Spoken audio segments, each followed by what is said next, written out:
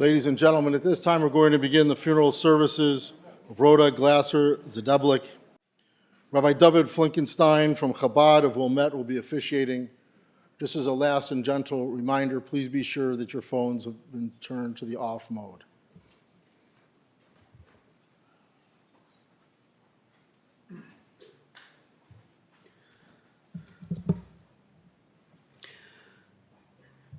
I'd like to first begin with reciting Psalm 23. First I'll say it in Hebrew, and then if you can join me in English, which is in your folder. Mizmor LeDavid, Adonai roi lo yechsar, b'nois desha yabitzeni, al mei menuchos yinahaleni. Nafshi yeshovev yancheni magli tzedek leman shemo, gam ki elech begeit salmoves le'ira ra ki ato imodi. Shivtecha u'mishantecha heimo yinachamuni. Ta'aroch lefanai shulchan neged tzoreroi, dishanto v'Hashem eroishi koisi revoya, ach tov v'chesed yudefuni kol yemei chayoi, v'shavti beveis Adonai le'orech yomim. Please join me together in English. The Lord is my shepherd, I shall not want. He maketh me to lie down in green pastures. He leadeth me beside the still waters. He restoreth my soul. He leadeth me in the paths of righteousness for his name's sake. Yea, though I walk through the valley of the shadow of death, I will fear no evil, for thou art with me. Thy rod and thy staff, they comfort me. Thou preparest a table before me in the presence of mine enemies. Thou anointest my head with oil, my cup runneth over. Surely goodness and mercy shall follow me all the days of my life, and I will dwell in the house of the Lord forever.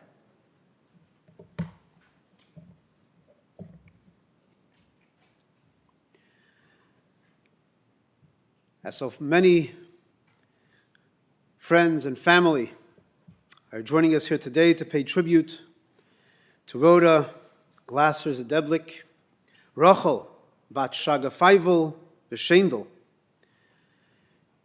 Let us first reflect upon the words of the wisest of all men, King Solomon, Shlomo HaMelech, as he summarizes all of the observances, all the traditions that are associated with grieving and mourning in just 4 simple words. V'hachai yitein el libo. And the living shall take to heart. A funeral is never an event that is scheduled. It's a priority. We put everything else on hold. We stop running. We put our lives on pause. It's a time of reflection. It's a sober moment. It's a time when we reflect upon the value, the sanctity, significance, and the frailty of life in general, and specifically today, to pay tribute and to learn from Rhoda's life.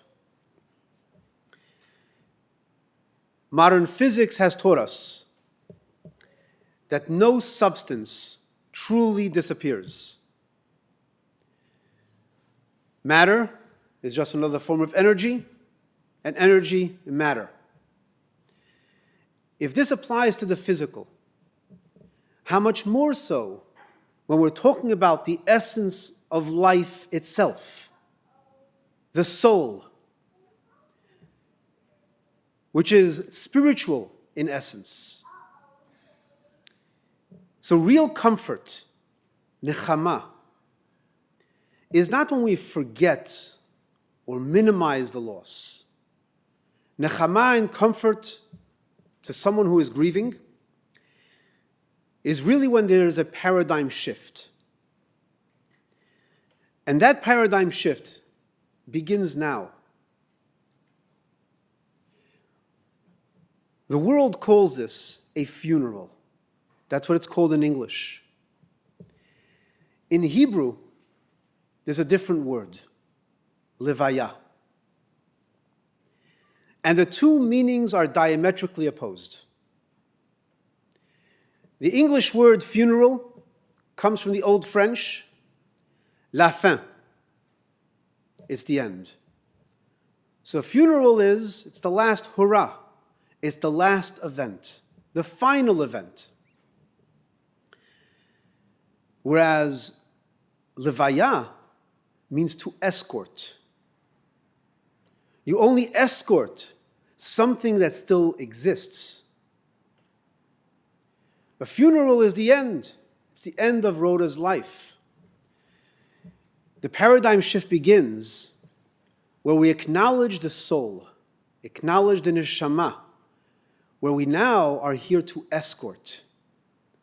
We are here to escort Rhoda, the body to its final resting place, and the soul to another stage of life. So the soul never dies. The soul continues on, yet our relationship changes. Whereas Rhoda once lived among us, she will now continue to live within us. Thus encapsulating the words of King Solomon, and the living shall take to heart. So reflecting on this, I'd like to first begin by traditionally asking for mechila, forgiveness. Here's an opportunity if anyone has a reason to ask for forgiveness, we should ask forgiveness from Rhoda. But personally, there is just no way we can encapsulate anyone's life, and certainly not Rhoda's life, in just the next few words. So in internalizing the living shall take to heart, I'd like to call upon Rhoda's children, Eileen, followed by Caroline, and then followed by Ellie Blyer, who will be representing all the grandchildren.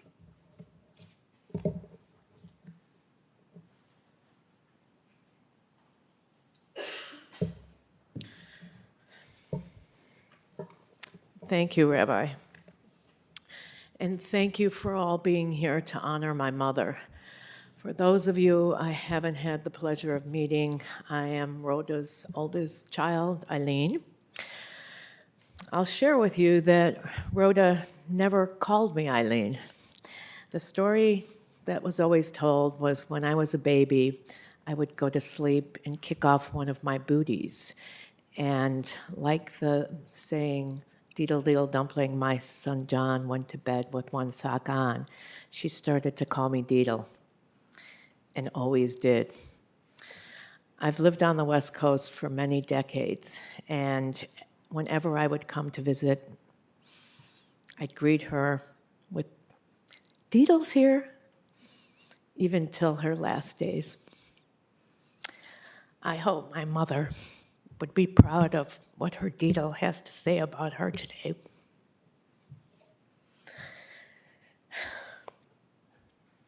My mother was born Rhoda Mae Sandler in 1933 and spent her entire life here in Chicago. She had a smile that was always present. She was always nice to everyone, in actions and in words. She loved musical theater, and I'm sure you heard the music that was being played. It was all of her favorite show tunes. She loved bowling, and she typed at the speed of sound. And I often wondered, does anyone even count how many words per minute someone types on a computer? But she was, I think, 100 words a minute. She was a crossword puzzle maven and a trivia queen. She was kind. She never made waves. She was loved by everyone over her 90 years, even until her last days. Most important is that this positive outlook kept her afloat through the good and through the bad moments in her life. Rhoda grew up in what was referred to in our family as the big house. It was a multi-generational home filled with her brother Michael, cousins Isla and Harriet, who were really her sisters They grew up sleeping in the same bed for their whole childhood. Her parents, Philip, always known as Phoebe and Jean, her grandmother, Lena, and various aunts and uncles. Among the many big personalities in the big house, Rhoda was easily overlooked. She was whip smart, skipping 2 grades in school, and a passionate singer. But she was quiet and sometimes couldn't have her voice heard in this very busy home. As the family overcame the Great Depression together, it was as a small girl in the big house where Rhoda first learned to survive the tough times. Rhoda was also beautiful, as you saw from the pictures we've been showing. She had a glowing smile and a stunning figure. And through pictures in her scrapbooks, we know she dated many handsome men. But my Uncle Michael told me she only had eyes for one, my late father, Homer Glasser, who she met in high school. Her and Homer married in 1956, and our family began. First me, then Caroline, and then our brother Edward was born. He was all our joy and cute beyond words. But he missed important toddler milestones, and we discovered that he was severely autistic. At the time, this word, autism, was foreign to most everyone. I remember my mother telling me, very sadly, that one of her acquaintances said some very cruel things about her having an abnormal son. But again, Rhoda survived. Though Edward was a savant, the amount of care he needed was extraordinary, and at that point, autism programs were not very well developed. Rhoda found solutions.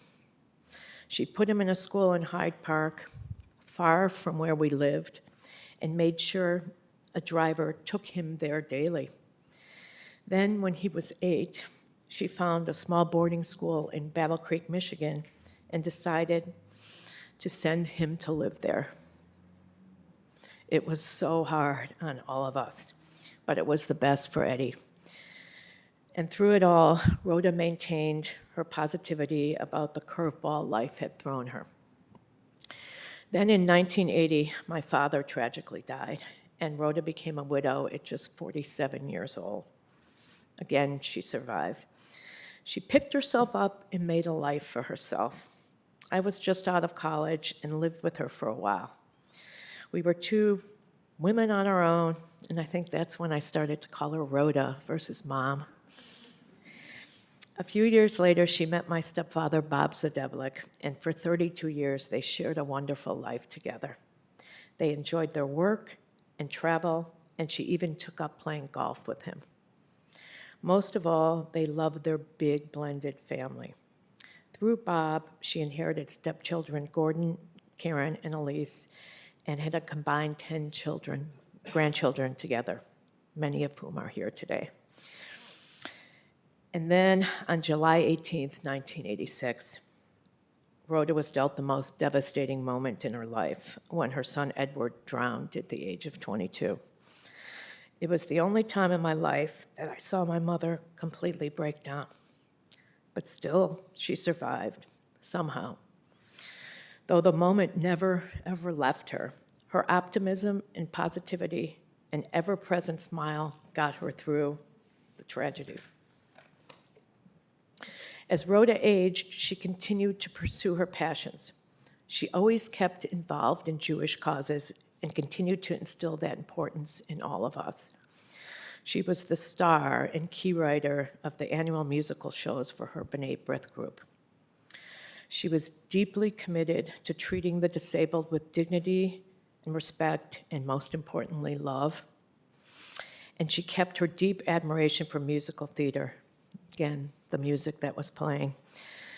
As many of you know, she knew the words to every song from every musical show. For her 80th birthday, 10 years ago, we had her sit beside a pianist who would play a few beginning notes and try to get her to guess the song. She knew every single one. Perhaps music was her escape from all that she had been through. It was a showcase for her talent. As much as I've always thought my life has been very different from my mother's, she had a tremendous influence on me. She taught me that there are always bumps in the road, but that a smile can get you through them all. I hope she knew that I, her Deedle, is truly her mother's daughter. My father died exactly 43 years ago today. He's been waiting for his beautiful bride for a really long time. He, along with Bob, are there to greet their Rhoda with open arms. Oh, how I'll miss her, and may she rest in peace.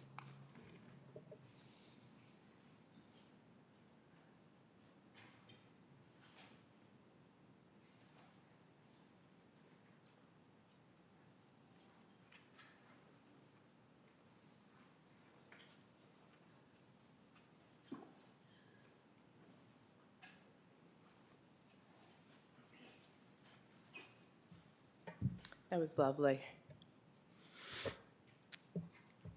Thank you, Eileen. Thank you, Rabbi, for being here. Thanks to everybody for helping pay tribute to our mom, Rhoda. Big thanks to those who helped care for her for the past 6 years, especially our friend Kiki, who's here, and the team who cared for her last and very carefully and gently from our progressive Chevra Kadisha. Thank you. We're blessed to have you all as a part of our circle. So I was fortunate to be able to spend a lot of time with my mom over the past few years, especially as she declined over the past few months. And for those who know me, you know I am always, always, always the planner. And for the past few months, I've thought about what I would say today. So I paid special attentions at other funerals that I attended to the loving words about others that passed. I heard more about her cousin Arlene, who was a world-class gifted painter, and a friend's child, tragically young, who had professional-level music skills. They were all people with rare talents who lived spectacular lives. With this in mind, I thought about how to rightfully praise my mom, who I love very much. But when it comes down to, my mom wasn't extraordinary. She was normal. And actually being normal is what made her so special. Rhoda was 90 when she died. She lived more than 33,000 days. She lived an honest and simple life, full of friends, family, work, her husbands, Homer and Bob, her 10 loving grandkids, her 12 great-grandkids. Now, Rhoda did have her talents. As Eileen said, everybody knows she was a singer who remembered every word to every song she had ever heard. She was a trivia queen before the internet made that an easy thing to be. In the 80s, you could always rely on Rhoda if you'd made a bar bet and you desperately needed to know who had a bit role in a 40s comedy. But my mom was also known for where her talents did not lie. For example, she was not the cookie baking type of mother. Rhoda's cookies were always from Entenmann's, and her donuts, and definitely her coffee cakes. I mean, every single variety of coffee cake. We had the cheese coffee cake. We had the cherry and cheese coffee cake. We had the pecan Danish twist. We had the raspberry one with the white icing.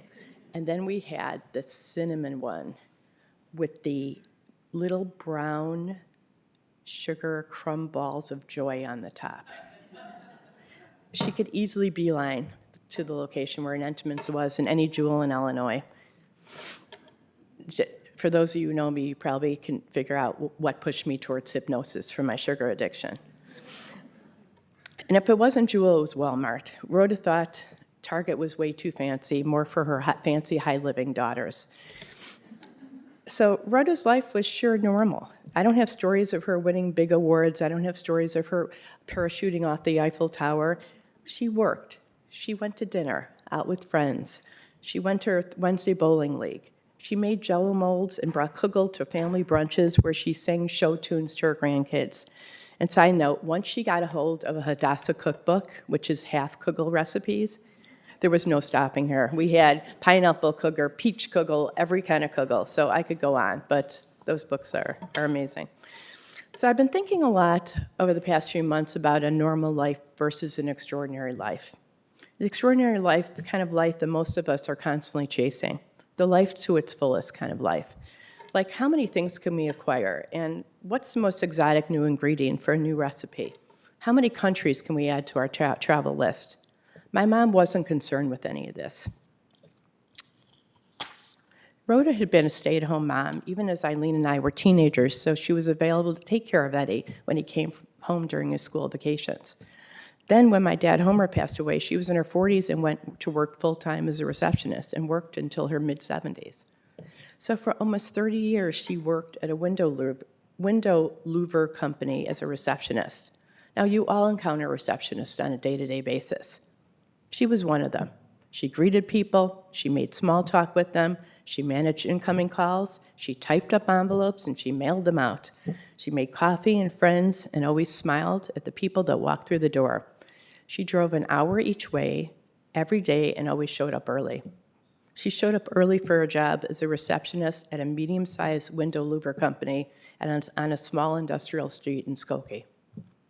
And she stayed. She stayed in that job for 30 years, like she stayed in her marriages, like she stayed in Buffalo Grove, like she stayed best friends with her childhood friends and cousins. And she also showed up. She showed up to grandkids' graduations, to birthday parties, to bar mitzvahs, to funerals, to the stuff that matters. So she led a very normal life. And she was gentle, not constantly striving for the next tier of excellence, not pushing, not helicoptering, just being. And over the past few months as she declined, I really better understood the grace of such a life, that there was a lot that lay behind the curtain. Just being enabled her to survive becoming a young widow at 47. It enabled her to handle the death of her profoundly disabled son through an accident at 23. It enabled her to gracefully ease into her life with dementia with no anger, mistrust, or anxiety. She dealt with life's blows, always with a smile on her face and glad to see you. Rhoda accepted her life and focused on living, not wanting. She never complained, and she never, I mean ever, had a bad word to say about anybody. The second half of her life, after all these catastrophic losses, she blossomed, as my sister said. She blossomed with her second love to our sweet Bob, and again as a grandma and great-grandma, showering all the kids with love, song, and a huge amount of entenmann's. She introduced her grandkids to the world of musical theater and cheered on their parts in their school plays and always finished her crossword puzzles. So reflecting on all this has really affected me over the past few months. It's made me calm down from my own goal-driven life. It's made me realize being normal isn't so bad. Being normal made a magnificent mother for me, and it made me more proud of her. She was truly who she was, graceful, solid, happy, satisfied, and always there, which I now realize is very extraordinary in its own way. We will miss you, Rhoda.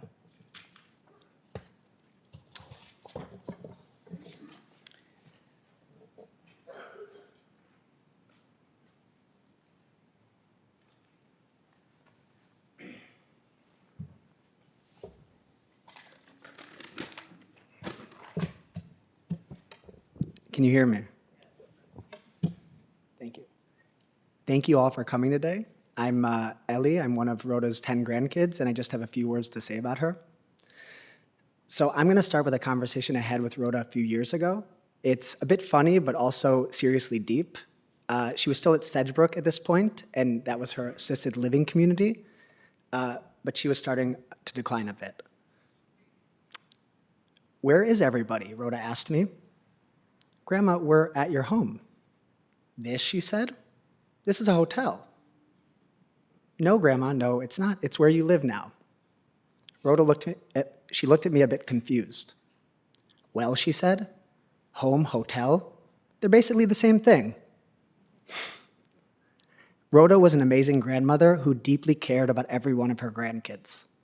I remember her huge smile and her singing and her Buffalo Grove townhouse, where I'd hang out with my cousins and eat Jell-O molds and play trivia games on her computer. She'd take me to the theater. I'd look forward to her pulling Lifesaver mints out of her purse right before the show started, and we'd go out for fast food after. She was sharp and witty and funny and never got mad at me. Okay, maybe she got mad once, but I think it was mostly Grandpa Bob who did the yelling, and I'm certain it was entirely deserved. And it turns out Rhoda developed some great wisdom as she aged. Now, dementia is nothing to laugh about, but it's also something we rarely speak honestly about. I've lived abroad for more than a decade, and on each visit home, I'd spend time with Grandma. And as her mental state declined, which gave us all time to say our long goodbyes, she told me many things that transcended the standard conversations we had growing up, like her telling me her home was a hotel. But I took what she said seriously, because a lot of it was seriously deep. Okay, here's another story. One time I asked Grandma when she was going to visit me abroad. Me, she replied? Who are you kidding? There isn't one person who will understand me when I get off that plane. And I get her, who doesn't, because it's hard to find someone who understands us before we get on the plane. But that's why I was lucky to have Rhoda as my grandma. It really did feel like she understood me. She wasn't judgmental. She was hardly a helicopter grandparent. She didn't try to turn me into something I wasn't. She was proud of me and of all her grandkids unconditionally, regardless of their achievements. And others also understood her.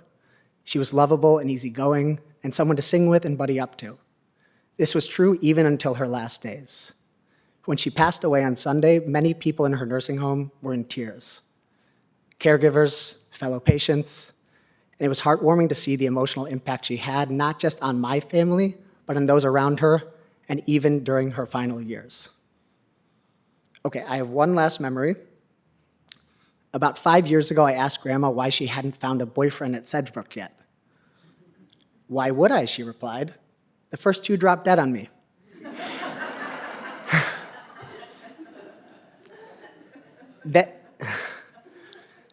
Then the harder truth came. Just a few months later, I stood in her kitchen and pointed at pictures of Grandpa Bob and Homer on the fridge. Don't you miss them, I asked. Miss who? Bob, Homer. Who are they, she asked. Your first and second husbands? And why would I miss them? Because they died. She thought for a second and then gave an interesting reply. They weren't even here, she said. They weren't even here for that long. The other day, I looked at Rhoda's own pictures, from the 30s when she was a baby, to her first and second marriage, to Homer and Bob, of her children and grandchildren, her theater performances, and bowling clubs, and retirement years. Rhoda was loved by all and died peacefully, surrounded by those she loved. She lived a long and fulfilling life, and she wasn't even here for that long. Thank you all for coming. It means a lot.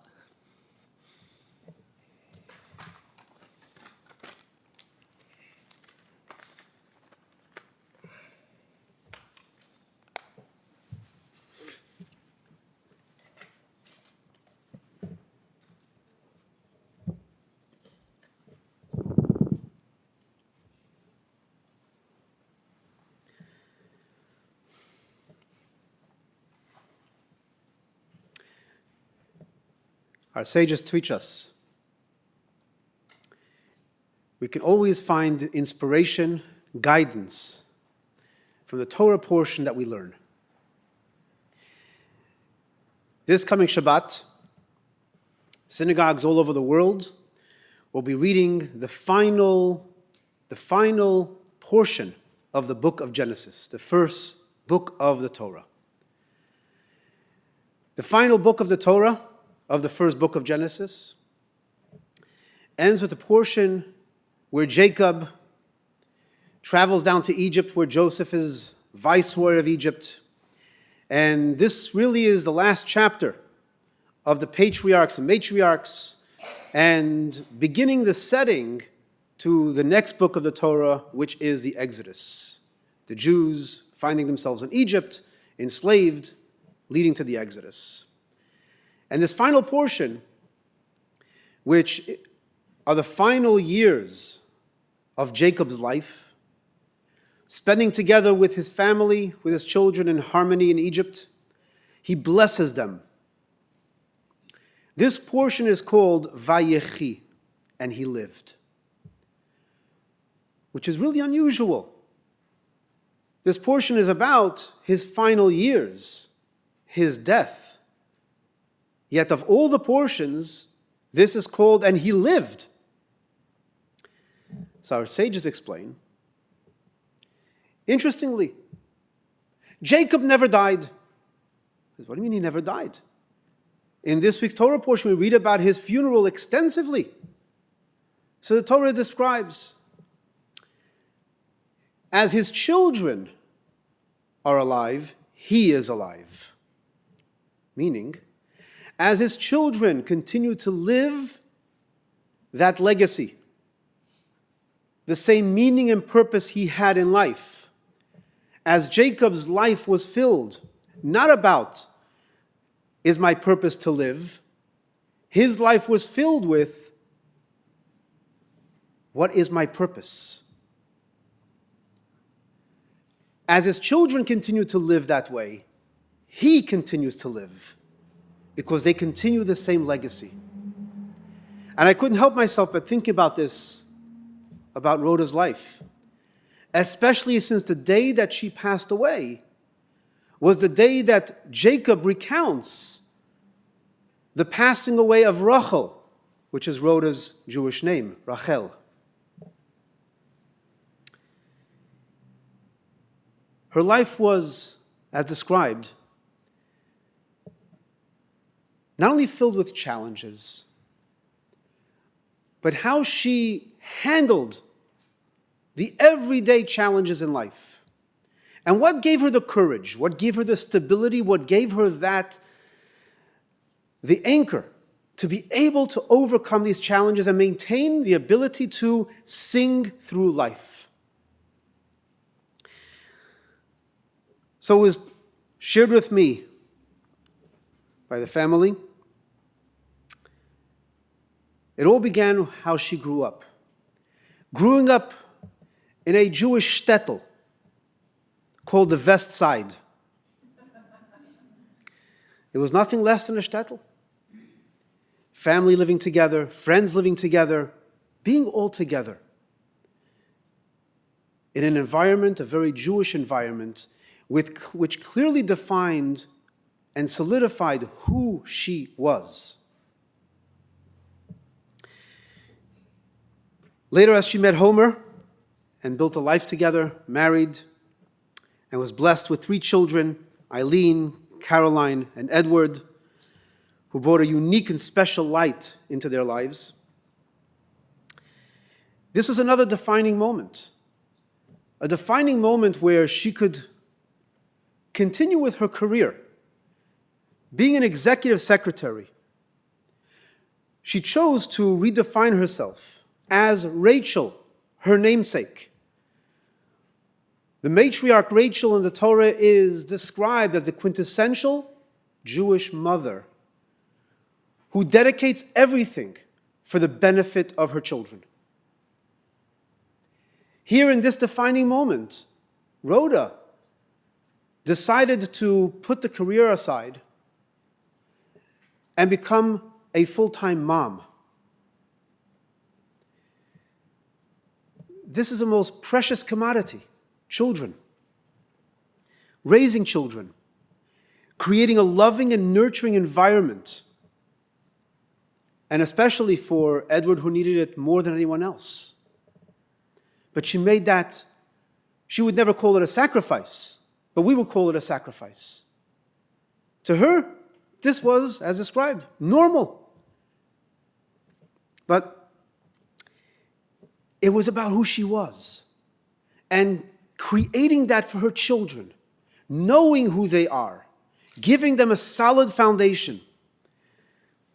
And then although she wasn't particularly observant, but Judaism was part of who she was, having a Jewish home, involved in Jewish things, and then sharing that with her children, creating that same environment, living in a Jewish neighborhood in West Rogers Park, a close-knit Jewish neighborhood, which mirrored the warmth and community that she had in her own childhood.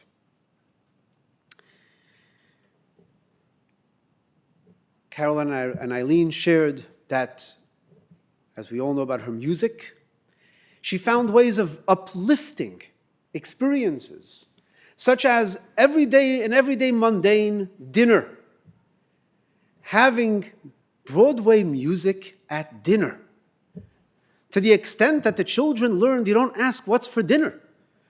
You asked, what's on music for Broadway tonight? It was uplifting. These daily rituals, little rituals like listening to Broadway music or the daily crossword puzzle, it was something greater that one was dedicated to. And as Eileen and Caroline grew older, as mentioned, she wasn't a helicopter mom, she emphasized trust in her children. And really, I think this was brilliant because at this point, with teenagers, what difference is it going to make what you're going to say? But she had the wisdom to already give them a solid foundation, knowing who they are, the nurturing environment at home. So when it came time that now they were teenagers, she further nurtured that with her trust. Eileen shared that whenever she would go out, Rhoda asked her to write down on a piece of paper and put it in an envelope where you're going, just in case I need to know later on. Caroline shared that one day she was going to embark on an adventure, a biking trip. Not over here, on the East Coast. A journey of self-discovery. She's going to make it a surprise. She's going to write a letter and mail it home to arrive the day that she leaves. So it came that day. She's gone. At a moment where Caroline communicates with her mom, this is what she has to say. She's not the helicopter mom, but one thing she does say, please don't ride through New York City. At very least that. Dan shared that he had an opportunity of sharing a moment of nachas, of joy, of celebration, when he shared that, Eileen has a boyfriend, Mark. I think they're going to get married. At that point, she couldn't resist herself. She says, Eileen is finally settling down. But she was not a helicopter mom. She taught her children to connect with who they are and deep down, remember, be good people. Be positive. Be optimistic. Be joyous. Sing through life and be good. And this gave her the strength, her relationships with Homer and then Bob, to overcome the challenges, the tragedy. But those relationships that she made with others, these are things that we can walk away with. The importance of being able to connect with others. Even though she was a woman of few words, that's not how she defined herself. She found other ways to connect with her sharp wit, her sense of humor, her great memory, and a smile that can light up a room.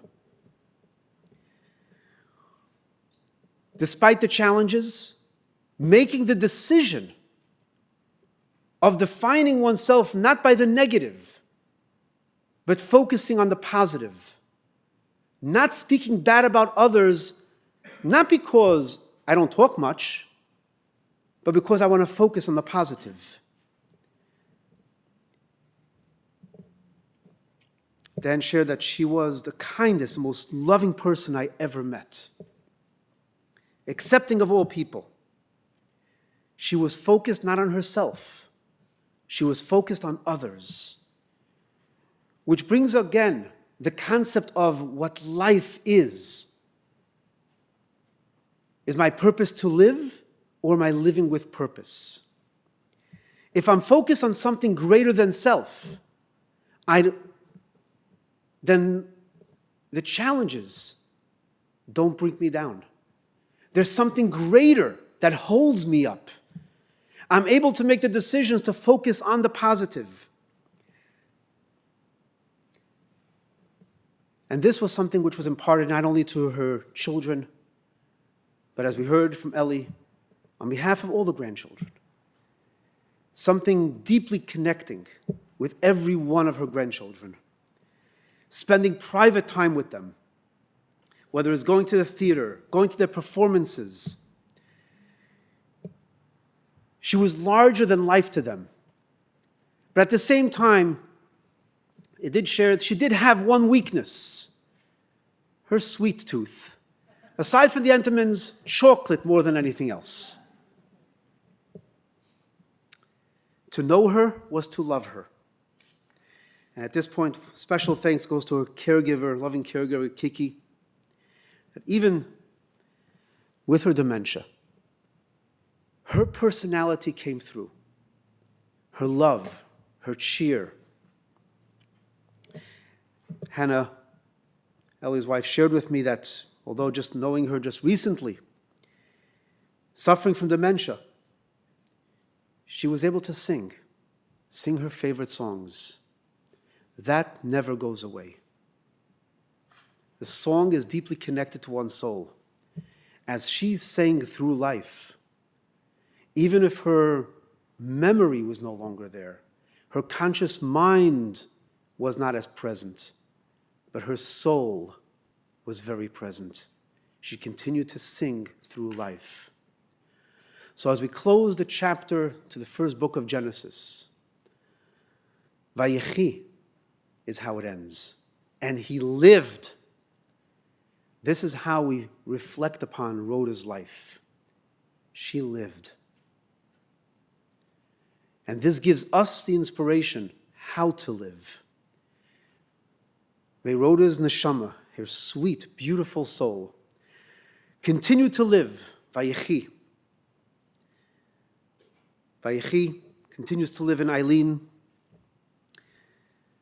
and Mark and Caroline and Dan, and her stepchildren, Gordon and Beth, Karen, Kieka and Stan, Elise and Terry, and brother Michael and Becky, your precious grandchildren, Ellie, Anna, Ben, Rebecca, Brian, Kevin, Joe, Kristen, Scott and Charlie, and Kanai Nahara, many, many great-grandchildren.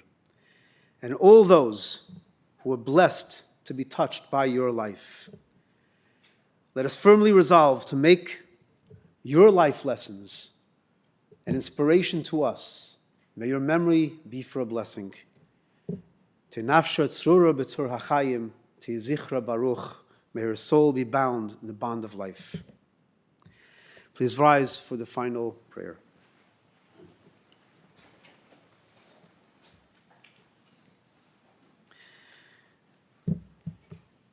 El mol rachamim shoichei miraimim hamtze menucha nechainu al kanfei ashchina b'maleis kedesh metahirim kezera ki amazhirim es nishmas rochel bas shagafayvel v'shendel shehol cholei lomam ba'avur shonachnu mispalim el azkoros nishmasa began eden tehem menuchasa lochem balarachem yastirir b'seise knofav leilomim v'yitzrer b'tzerachayim es nishmasa Adonai hu nachalasa v'sanuch b'shalom v'shkava v'neimar amen.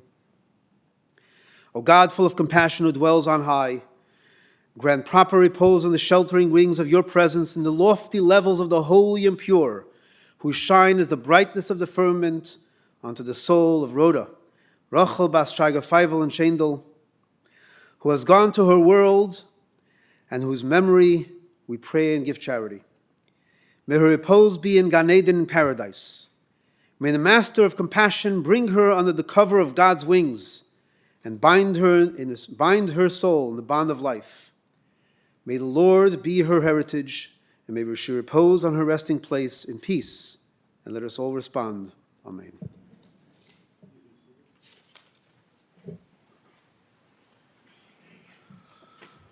Ladies and gentlemen, the interment service will continue at Memorial Park Cemetery located at 9900 Grosse Point Road here in Skokie. The family will be together at the Glasser-Blyer residence at 2507 Lincoln Street in Evanston, following the interment till 10 p.m. this evening, Thursday from 5 p.m. to 8 p.m. There'll be a service each evening at 6:45 p.m. Memorial contributions to Alzheimer's Association would be appreciated. And for those of you who are joining us via live stream, all that information can be found on the funeral home's website. For those of you who will be driving in the funeral procession, the procession will be forming in the parking lot. Please obtain an orange safety funeral sticker to place on the right-hand side of your windshield. Have your bright lights and hazard lights on at all times. For additional measures of safety, we will be providing a car in the back of the procession to hopefully keep other cars from entering the procession. And for your own personal safety, I strongly recommend using your horn liberally as you're going through the intersections. Please do not speak or text on your cellular phone while driving to a cemetery. The following people have been asked to serve as pallbearers. When I call your name, please stand next to Rhoda's casket. Ellie Blyer, Rebecca Blyer, Brian Zdeblick, Kevin Zdeblick, Joe Kitza, Heidi Sandler, and Philip Sandler. This time I invite everyone to please rise and stand in place as we escort the casket of Rhoda Glasser Zdeblick along with her family and the rabbi from the chapel. Then you may return to your cars.